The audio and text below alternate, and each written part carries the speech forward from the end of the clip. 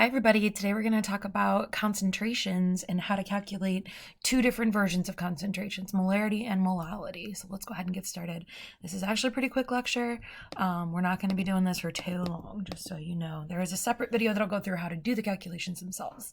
All right, so we're going to start off with the definition of concentration, just a measure of how much solute there is in a given amount of solvent or a solution itself. So this just means that concentration is a way of describing how much there is in a specific given amount. For instance, if I said I had a 2 molar solution of something, what that means is I have 2 moles per however much volume I have available. The opposite of a concentrated solution is going to be a dilution, and we will talk in depth about dilutions later on this week. These things don't have anything to do with how saturated or unsaturated a solution is. These are just a measure of how much is there present. Okay. From there, we have several different ways of calculating concentrations. You can see on the left here that we've got 7 different versions of calculating concentrations. We are going to talk about in your homework set, we're going to go over how to do mass percents, we're going to talk about how to do molarities, and we're going to talk about molalities. So those are the 3 places that we're really going to focus when we talk about these things. But you should know that all of these things are going to be ways of describing how much of solute is actually going to be present in how much solution. Now, we could give that number in moles, so we could say how much solute is present in moles over how much in mass is present. We could give that number in moles with a volume on the bottom, and this is our most common way of denoting concentrations, or we can actually just keep everything in grams over grams. And this is just a way of deciding how much of a solution is made of one thing out of the total mass of that thing. All right. This is your first question for this particular section of the lecture. First one says, what is the formula for finding the concentration of a solution using the mass percent? So you may want to pause and move back and then go ahead and move forward when you are ready. From there, we're going to talk about molarity first. Again, I said this is one of our most important ways of describing what is present in a solution. So molarity is going to be the number of moles of solute in a liter of solution. So our unit on the top is always going to be moles, and our unit on the bottom is always going to be liters. Whatever we're given to start, we have to get our units into moles and liters in order to calculate the molarity of something. And molarity is going to be denoted by a capital M.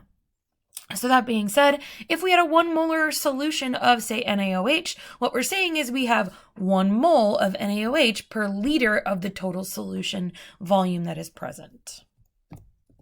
In order to calculate this particular quantity, we need to get our solute in moles. Remember, solute is the thing we're adding, or solute is the thing present in smaller amounts.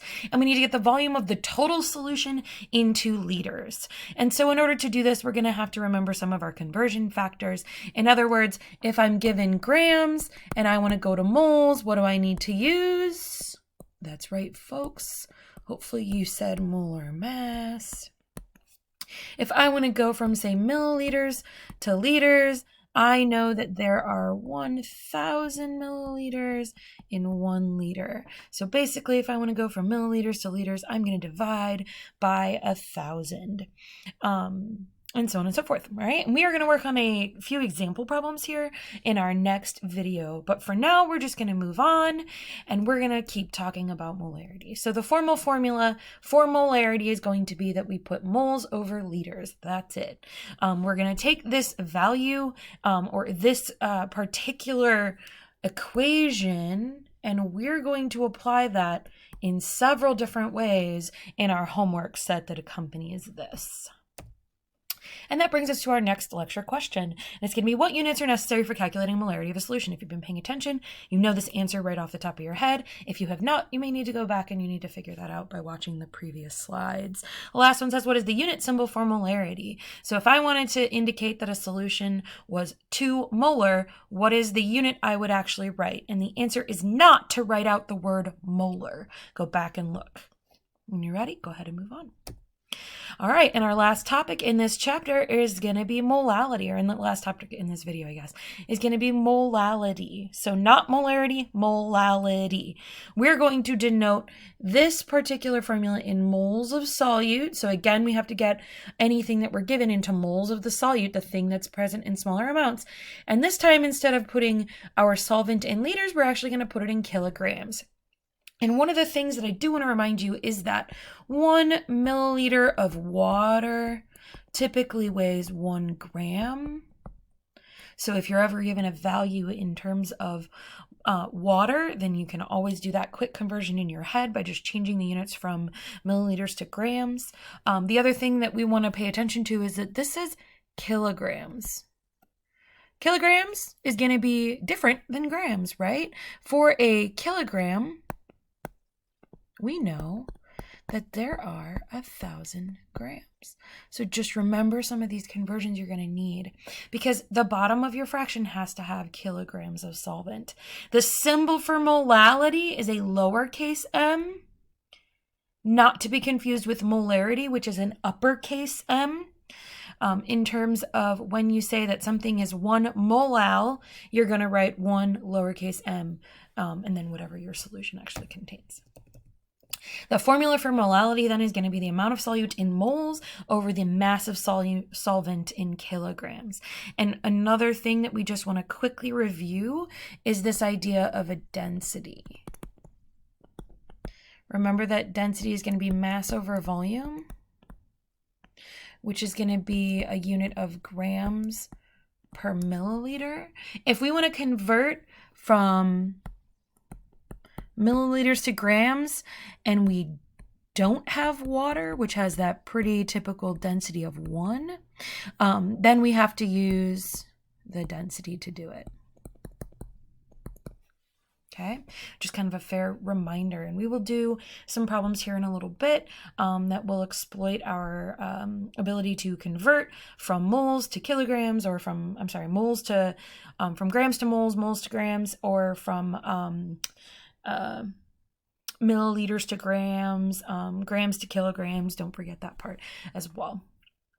One of the things that I want to point out in particular about molality and molarity. Molality is not going to change with changing temperature, but molarity will change with changing temperature. This is because molarity is going to have a value on the bottom of its fraction in volume. And we know that volume changes with temperature. As we heat something up, it tends to take up more volume. That's the whole idea behind our gas laws. So molarity is going to be dependent on temperature. Molality will not. That being said, there's a description of how to make a molal solution. It involves weighing everything out on a balance before you actually mix them. Because remember, you want moles on top and kilograms on bottom. We can always convert the mass of something to a mole of something by doing our molar mass calculation from grams to moles. And we can always convert the amount of water, or how much water weighs, by doing that calculation of milliliters to grams to kilograms. Now, something to realize is when we talk about volumes in these calculations, we talk about finite volume. In other words, I can put a bunch of solid into a beaker, but then I can only add up to whatever my volume in the bottom of my molarity calculation needs to be. And our last question for today in this particular video is going to be, what units are necessary for calculating a molality, and what is the unit symbol for molal? Please do not write the term molal out completely. There is a unit associated with it. And that is the end of this particular lecture. It was quick, right? All right, next video is going to be on sample calculations. See you in a bit.